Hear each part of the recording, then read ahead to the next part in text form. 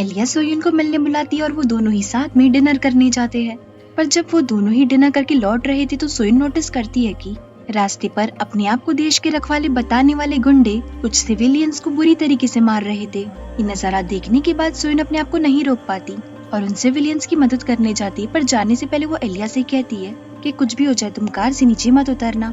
सोयुन उन गुंडों को रोकने की कोशिश करती है पर वो गुंडे अपने आप को विक्टिम बताने लगते हैं और साथ ही साथ सोयुन से बदतमीजी भी करते हैं। तो सोयुन अपनी गन निकालकर उनकी तरफ पॉइंट आउट करती है ताकि वो गुंडे उन सिविलियंस को छोड़ दे।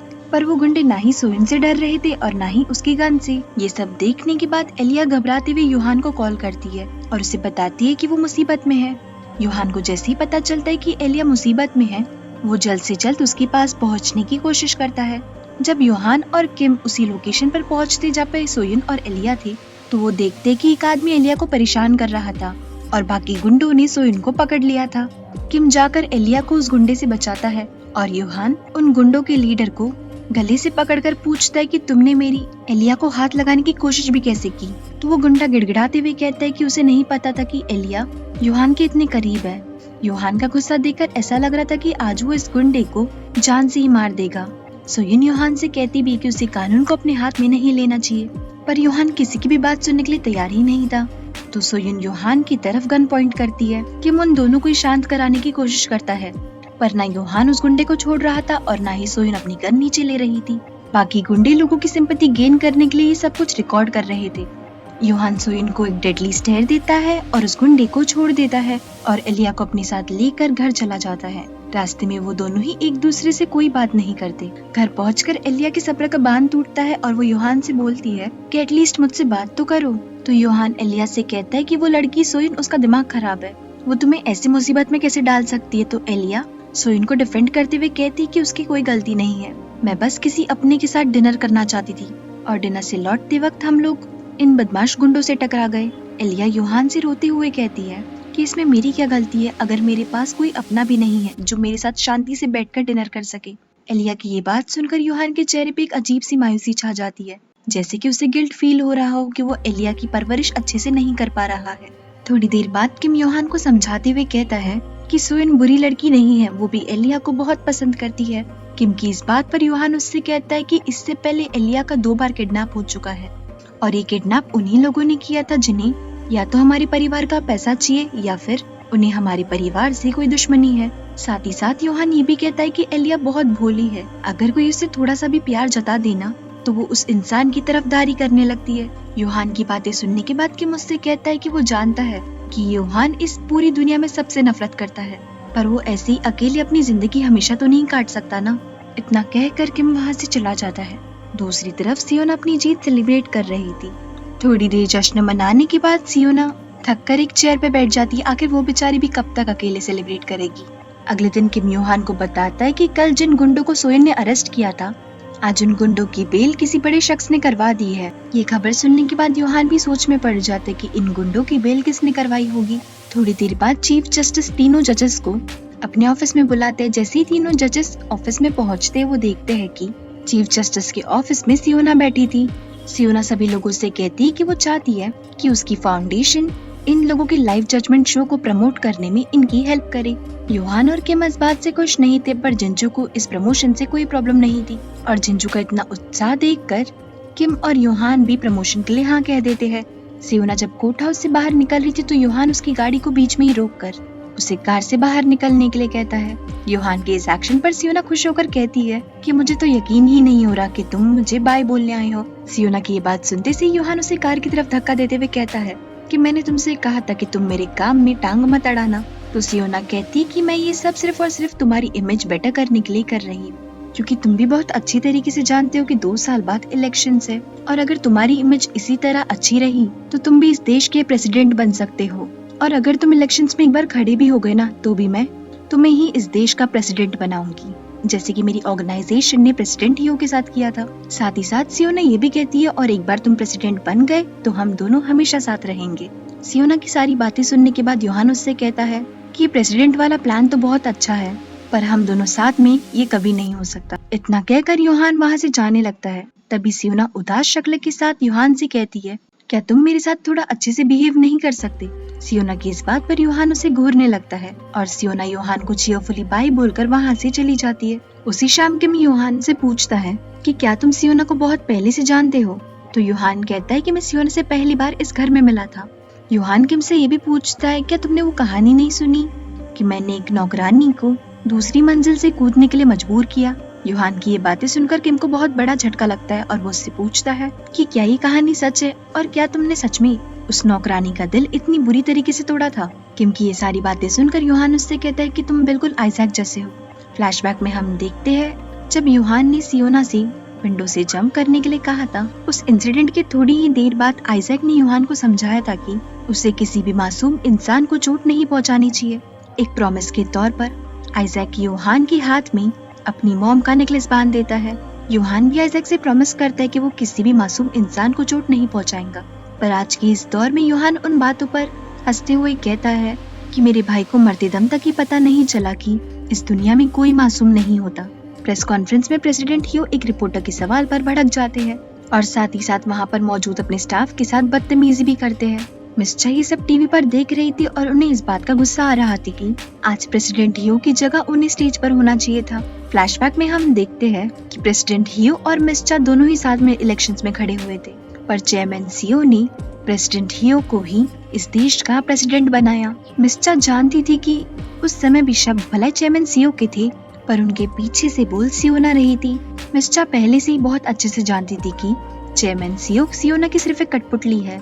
अगले दिन जजेस के प्रमोशनल शूट के दौरान योहान को अपने जासूस का कॉल आता है और वो उसे बताता है कि उसने सियोना के बारे में सारी इन्फॉर्मेशन कलेक्ट कर ली है। योहान उस जासूस से कहते हैं कि उस इन्फॉर्मेशन में एक और इन्फॉर्मेशन ऐड करो कि सियोना मेरे घर पर नौकरानी के तौर पर काम भी करती थी। जासूस योहान से पूछता है कि आप चाहते हो कि मैं ये सारी इन्फॉर्मेशन मिस चा को दे दूं?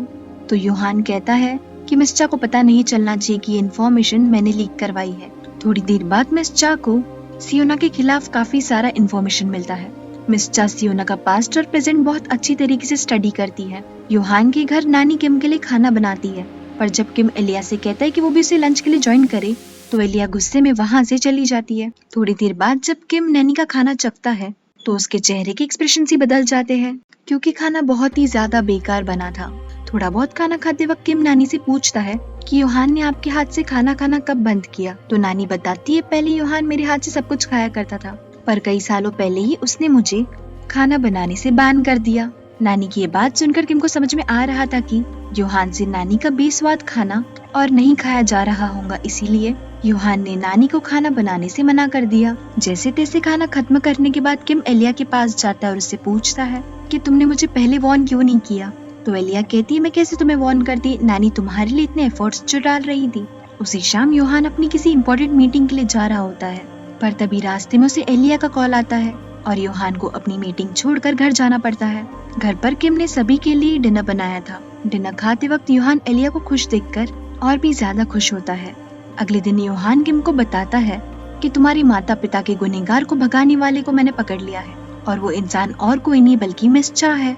ये जानने के लिए कि मिस चा ने किम के पेरेंट्स के गुनहगार को कहाँ छुपाया है, किम और योहान मिस चा की सेक्रेटरी को पकड़ते हैं, क्योंकि वो दोनों ही जानते थे कि मिस चा के सेक्रेटरी को उनकी सारी काली करतूतों के बारे में पता है। सेक्रेटरी को किडनैप करवाने के बाद किम उसके सामने 3 गोल्ड बार रखता है और उससे कहते हैं कि इस गोल्ड बार की कीमत $1.5 मिलियन है। अब अच्छा यही होगा कि तुम बता दो कि मिस चा ने उस धोखेबाज को कहाँ छुपाया है।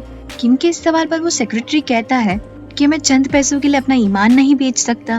तो किम उसके सामने 2 और गोल्ड बार ला के रख देता है, पर वो सेक्रेटरी अपनी बात पर अड़ा ही हुआ था। तभी योहान कमरे में आता और किम से कहता है कि तुम्हें नहीं लगता कि तुमने इस आसान काम को करने के लिए बहुत समय लगा दिया? योहान उस सेक्रेटरी की तरफ जाता है और उससे फिर से उस धोखेबाज आदमी का पता पूछता है। जब सेक्रेटरी पता बताने से मना करता है तो योहान उस गोल्ड बार में से एक गोल्ड बार निकाल देता है और उस सेक्रेटरी से कहता है कि अब बताओ। योहान का ये रवैया देखकर वो सेक्रेटरी भी सोच में पड़ जाता है। तभी योहान एक और गोल्ड बार निकाल लेता है और सेक्रेटरी से कहता है कि जल्दी बताओ, मेरे पास ज्यादा टाइम नहीं है। तो वो सेक्रेटरी गिड़गिड़ाते हुए कहने लगता है मुझे सोचने का थोड़ा समय तो दो। योहान उसे समय नहीं देता और एक और गोल्ड बार निकाल लेता है। योहान के बार निकालते से ही वो सेक्रेटरी बाकी बचे 2 बार्स को अपने पास ले लेता है और योहान से कहता है कि मैं तुम्हें सब कुछ बता दूंगा। अगले दिन योहान और किम उसी जगह पर जाते हैं जहाँ पर वो धोखेबाज आदमी इतने सालों से छुपा हुआ था। वहाँ पहुंचकर वो दोनों देखते कि वो धोखेबाज आदमी अब अपनी फैमिली के साथ चैन की जिंदगी जी रहा था। वो लोग ये बात भी नोटिस करते कि उस आदमी की लाइफ में कोई ऐशो आराम नहीं था और वो अपना जीवन खेती करके बिता रहा था। उस आदमी को देखने के बाद किम अपना गुस्सा कंट्रोल नहीं कर पाता है, पर योहान उसे संभालने की पूरी कोशिश करते हुए कहता है कि जल्दबाजी में तुम सब कुछ खत्म कर दोगे। इतना कहकर योहान किम को अपने साथ ले जाता है। अगले दिन किम ऑफिस से छुट्टी लेकर सोयन के साथ घूमने जाता है। उन दोनों की बातचीत के दौरान किम सोयन से पूछता है कि अगर मान लो मैंने किसी दिन कोई जुर्म किया तो तुम मेरे साथ क्या करूंगी। तो सोयन कहती है, अगर तुमने कभी कोई क्राइम कमिट किया तो मैं तुम्हें अपने हाथों से हथकड़ी पहनाऊंगी। जवाब देने के बाद सोयन किम से पूछती भी कि तुम ये सवाल क्यों पूछ रहे हो। तो किम सोयन के सवाल को टाल देता है। रात में किम फिर से उसी धोखेबाज आदमी के घर जाता है और वहाँ पहुंचकर उस आदमी को कन्फ्रंट करता है। तो वो आदमी अपने घुटनों पर बैठकर किम से माफी मांगते हुए कहता है कि वो जानता है कि उसने बहुत बड़ा गुनाह किया है और उसकी वजह से कई सारे लोगों ने अपनी जान ली है। किम उस आदमी से पूछता है, तुमने जो इतना सारा पैसा लोगों से ठगा था वो पैसा अब कहाँ पर है। तो वो आदमी रोते हुए कहता है कि उसका आधे से ज्यादा पैसा गवर्नमेंट ने जब्त कर लिया और बाकी बचा हुआ पैसा मिस चा ने ले लिया। वो धोखेबाज आदमी रोते हुए ये भी कहता है कि अब उसके पास फूटी कौड़ी भी नहीं है। किम को उस आदमी की बातें सुनकर इतना गुस्सा आ रहा था कि वो उसे मारने लगता है। किम और उस आदमी की आवाज से उस आदमी की बेटी और बीवी किम से उस आदमी को छुड़ाने के लिए आ जाते हैं। वो लोग किम से उस आदमी को छोड़ने की भीख मांगते हैं। उन लोगों की बातों से किम भी पिघलकर उस आदमी को छोड़ देता है। तभी वहाँ पर योहान आता है और उस आदमी को कॉलर से घसीटते हुए घर के बाहर ले आता है और उस आदमी के फैमिली मेंबर्स को घर में ही बंद कर देता है। योहान ने उस आदमी की जमीन खोदकर उसमें से सारा पैसा बाहर निकाल दिया था। दरअसल उस आदमी ने अपना सारा पैसा जमीन के अंदर छुपा के रखा था। योहान उस आदमी के घर पर और पैसों पर पेट्रोल छिड़कता है और दोनों को ही साथ में आग भी लगा देता है। वो धोखेबाज आदमी अपनी फैमिली को बचाने की जगह अपने पैसों को बचाने में लग जाता है। किम उस फैमिली को बचाने भी जाता है, पर योहान उससे कहता है कि तुम बस यहाँ खड़ी रहकर तमाशा देखो। जैसे ही पैसों पर लगी थोड़ी आग कम होती है, उस आदमी को समझ आता है कि योहान ने नकली पैसों में आग लगाई है। उस आदमी को जैसे ही बात पता चलती है वो पागलों की तरह हंसने लगता है, क्योंकि उसे लग रहा था कि उसका पैसा सुरक्षित है। तभी वो आदमी देखता है कि उसकी बीवी और बेटी दोनों उसके सामने खड़ी है और उसे गुस्से से देख रही है। योहान ने अपने जासूस से कहकर पहले ही उन दोनों को बाहर निकलवा लिया था। वो आदमी अपने फैमिली मेंबर्स को समझाने की कोशिश करता है, पर उसकी वाइफ उसे खींच के चाटा मारती है और अपनी बेटी को लेकर वहाँ से चली जाती है। योहान किम को एक नोकीला हथियार देते हुए कहता है कि अब अगर तुम अपना बदला लेना चाहो तो ले सकते हो। किम योहान के हाथ से वो हथियार लेने के बाद उसे दूर फेंक देता है और योहान से जाकर कहता है कि मिस्चा को पकड़वाने के लिए हमें इस आदमी की जरूरत होगी। जाते वक्त किम योहान से पूछता है कि इस आदमी का असली पैसा कहाँ पर है। तो योहान बताता है कि उसका पैसा वहीं पर है जहाँ पर उसने पहले गाड़ा था। अगले दिन किम उस धोखेबाज आदमी के विक्टिम्स को उनके हक के पैसे लौटा देता है और इसी सीन के साथ एपिसोड खत्म होता है। Thank you so much everyone for watching this video till the end. I hope आपको ये वीडियो पसंद आई हो। जाने से पहले प्लीज वीडियो को लाइक और चैनल को सब्सक्राइब करना मत भूलना। मिलते हैं नेक्स्ट एपिसोड के एक्सप्लेनेशन में। Till then please take care of yourself. See या।